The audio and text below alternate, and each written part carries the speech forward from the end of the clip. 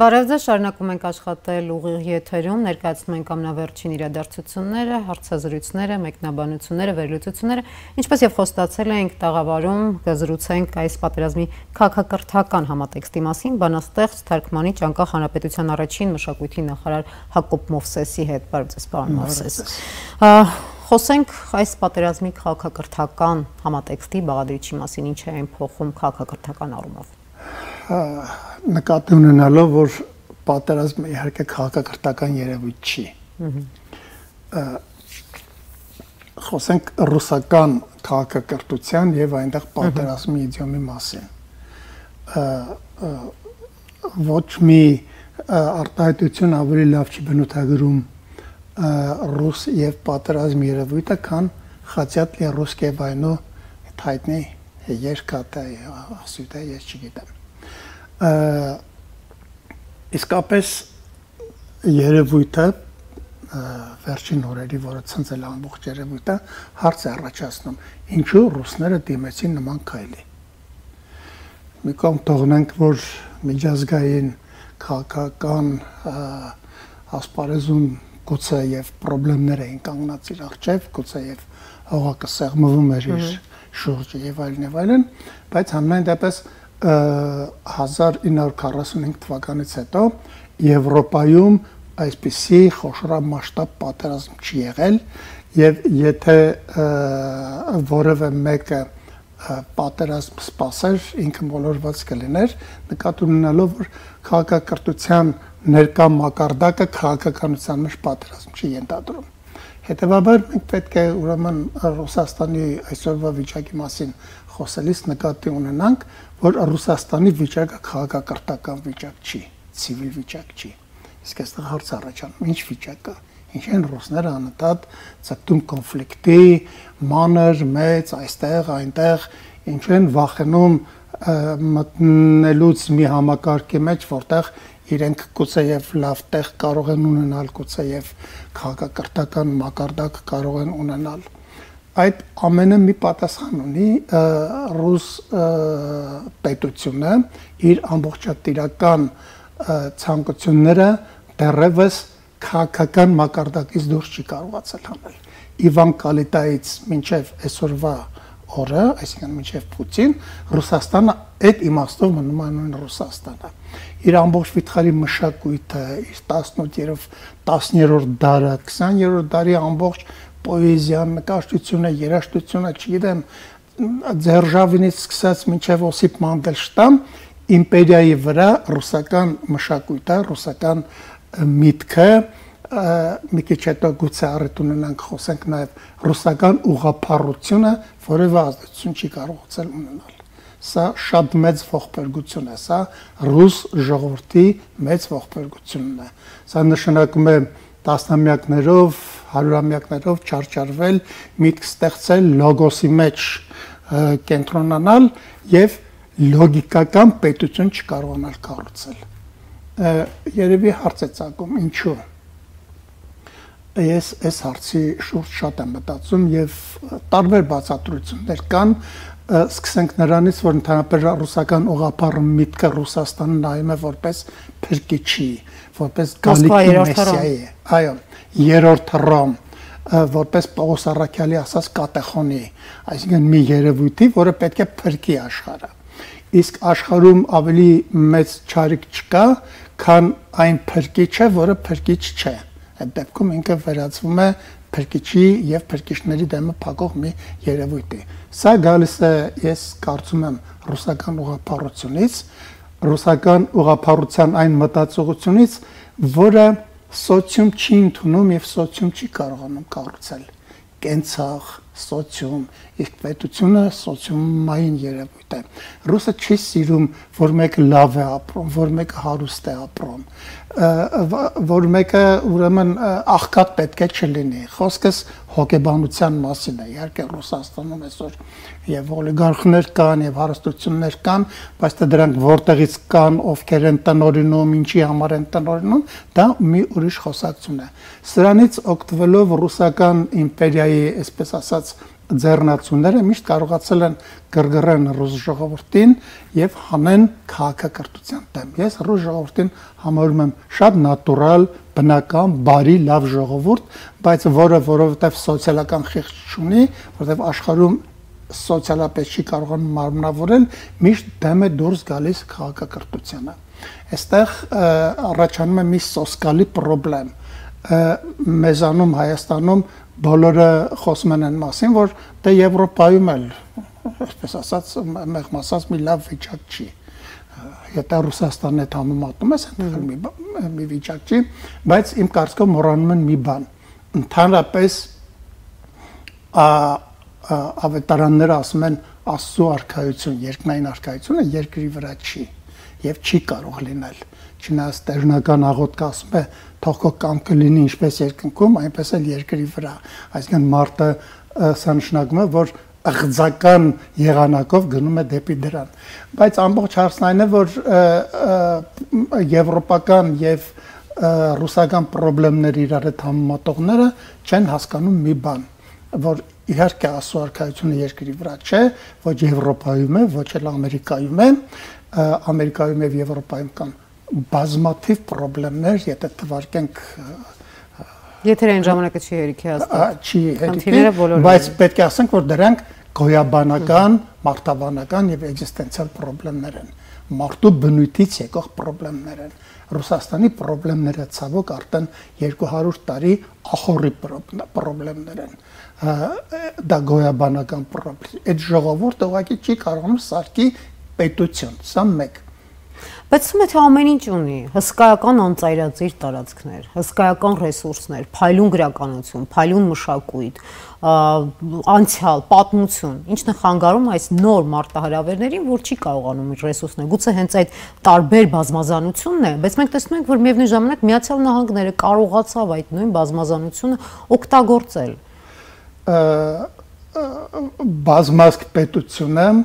պատմության մեջ արկել չի եղել քաղաքակրթության ճանապարհին, ոչ Հունաստանում, ոչ Ռոմում, ոչ պարսկական տիրապետության, պարսկական պետության կայսրության սահմաններում բազմազգությունը չի կարող արկել լինել, եթե պետությունը իր մեջ ապրող ժողովուրդների տալիս այն հնարավորությունները, որոնք պահանջում են նրա մենտալիտետը։ Ռուսաստանի խնդրը իր հոգևոր ամպլիտուդի խնդիրն է։ Ես նորից կրկնում եմ, այդ ժողովուրդը սոցիում չի կարողանում կառուցել։ Մարտավարի կենցաղ, քաղաքակիրթ կենցաղ, այսպես ասենք, քաղաքակիրթ կենցաղ, որտեղ պետք է չլինի, որտեղ կենցաղի հարցերից դուրս կարող է լինել նաև գոյաբանական հարցեր։ Օրինակ, ուտել, ծխել, կին, խմիչք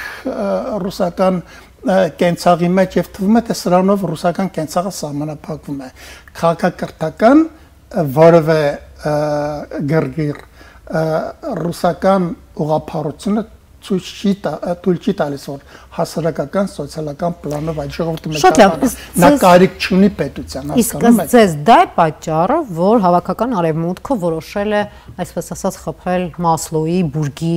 այդ հատվածին եւ սանկցիաներ է կիրառում, որպեսզի դրանով կարողանա Ռուսաստանին ինչ որ առումով ծնկի բերել։ Երբ խփում է հենց այդ գոյաբանական, այդ կենցաղային կանանց ուտելիքին, այֆոնին, դա է պատճառը։ Ես կարծում եմ, որ այո։ Օրինակ ես երեք մտածում էի, նախ սկսենք նրանից, որ ինքը Ռուսաստանը,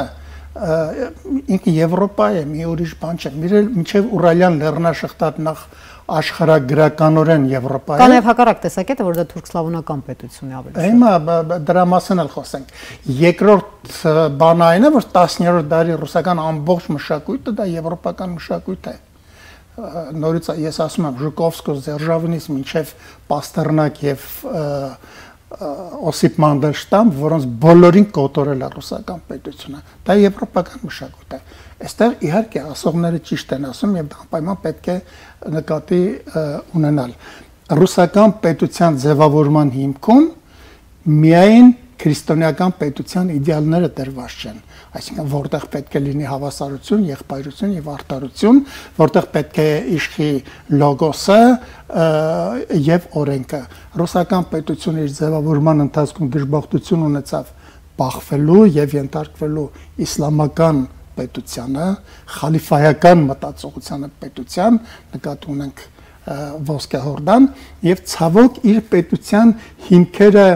կամա թե ակամա կառուցեց այդ չափանիշներով, այդ միջավայրի հետ հարաբերվելու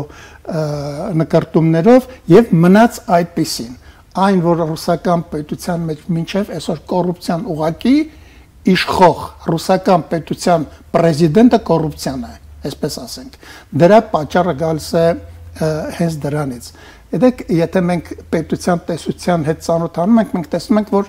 թուրանական պետությունը իսլամական, դա լրիվ ուրիշ կառույց է։ Դա մի պետություն է, որը ենթարկվում է մի հոգու, մի մարդու։ Եվ 12-13-րդ դարերում նույնիսկ հոգևոր եւ աշխարհիկ իշխանությունները մի հոգու անունով էին հանդես գալիս, խալիֆի։ Եթե դուք ռուսական իրականությունը նայեք, Ռուսաստանում նույնպես խալիֆաթային իշխանություն է։ Ռուս ցարը դա նույն խալիֆն է եւ պատահական չի, որ ռուս ժողովուրդը, եթե եվրոպացին, գերմանացին, չգիտեմ, ֆրանսիացին իր թագավորին չի հավանում, ապստամբություն անում եւ տանում է երբեմն նաեւ գլխատում է, որովհետեւ օրենքից վեր չի կանգնած դա եւ օրենքին ենթակա է։ Ռուս ժողովուրդը իր ցարին ասում է Բաճուշկա ցար։ Բայց միևնույն ժամանակ դա չխանգարեց Ռոմանովներին վերացնել։ Որովհետև բաճուշկաններին խառնեցին իրար, որովհետև եկավ մի ուրիշ բաճուշկա, որի դիակը մինչև այսօր դրված է Կարմիր հրապարակում եւ որն էլ ղեկավարում է իրականում Ռուսաստանը եւ սոցիալական բանով ասեցեն ցարը ձեր արաղները թանկ էր ծախում, ես ձեզ ավելի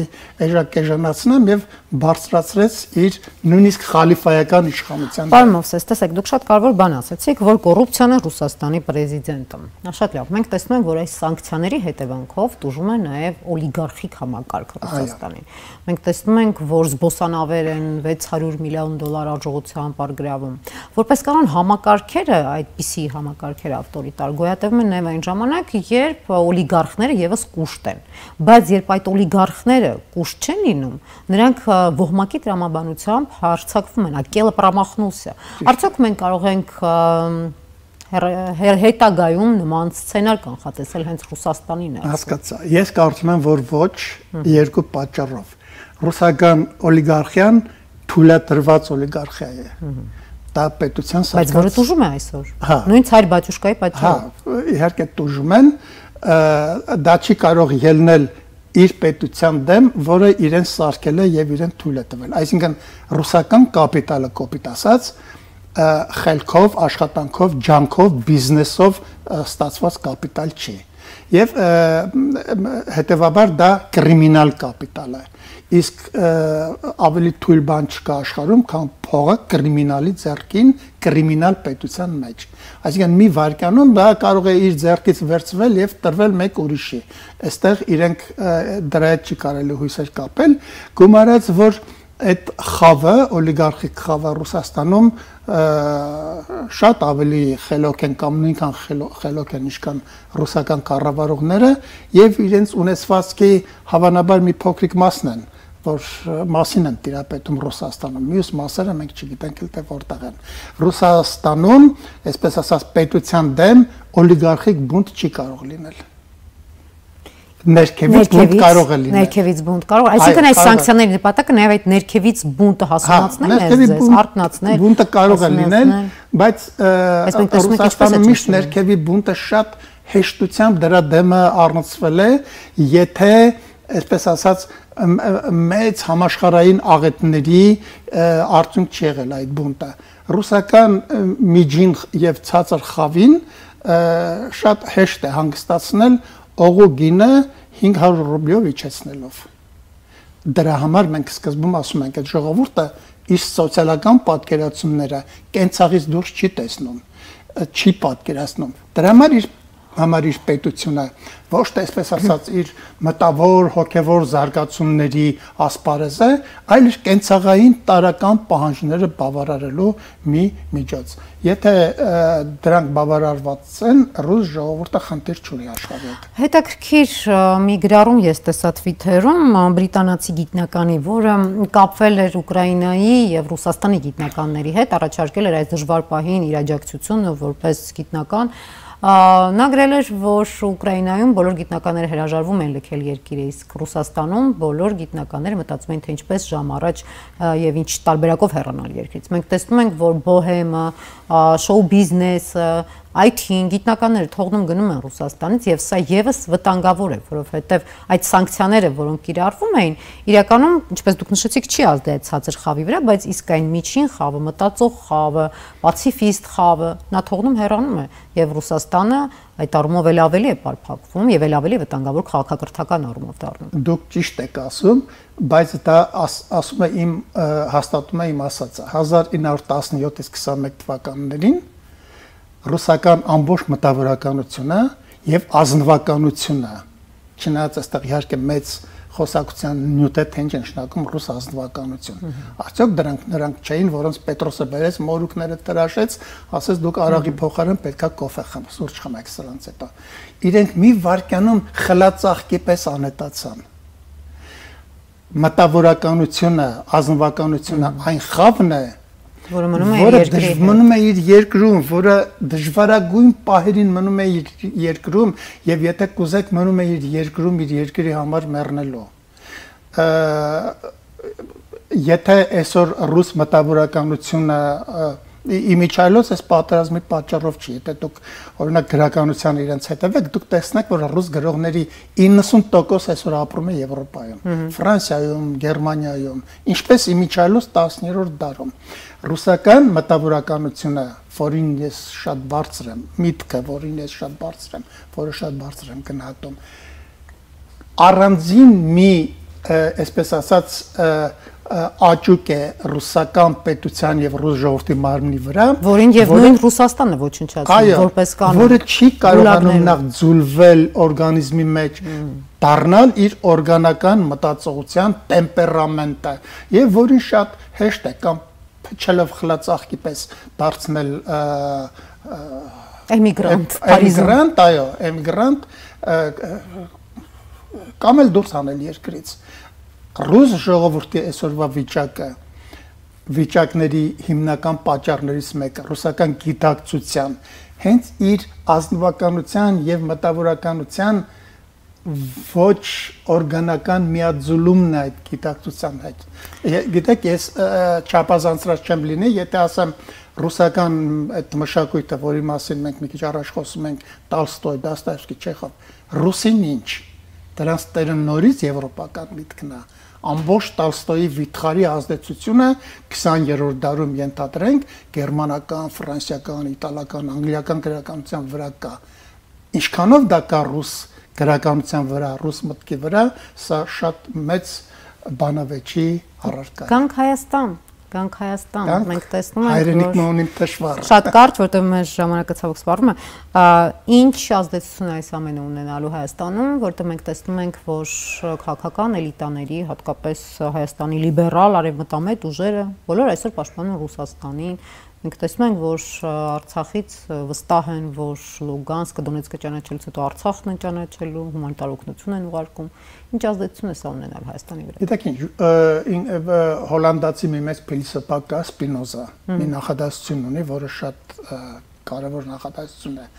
Ասում է չարտասվել, չլացել, չհայոյել, հասկանալ։ Հայ ժողովուրդը հիմա պետք է հասկանա կոնկրետ իր տեղը, դերը համաշխարհային քաղաքականության շախմատի վրա, պետք է հասկանա ինքը ինչ ֆիգուր է, որ դաշտի վրա է կանգնած, ավելորդ քայլեր չանի, ավելորդ պաթոսների մեջ չմտնի եւ քիթը չխոթի տեղեր, որոնք իր քիթը խոթելու տեղերը չեն։ Քանի որ Ռուսաստանից ենք խոսում, ռուսական մշակույթից, ռուսները ասում են «Тише воды, ниже травы» այս ընթացքում։ Շնորհակալություն, շատ հետաքրքիր ինչպես միշտ հարցազրույցի համար։ Հիշեցնեմ, որ տաղավարում զրուցում ենք բանաստեղծ թարգմանիչ անկախ Հանրապետության առաջին մշակույթի նախարար Հակոբ Մովսեսի հետ։ Գլխավոր իրադարձություններին շարունակեք հետևել առաջին լրատվականի եթերում, այս ժամի համար նախատեսել է այսքանը։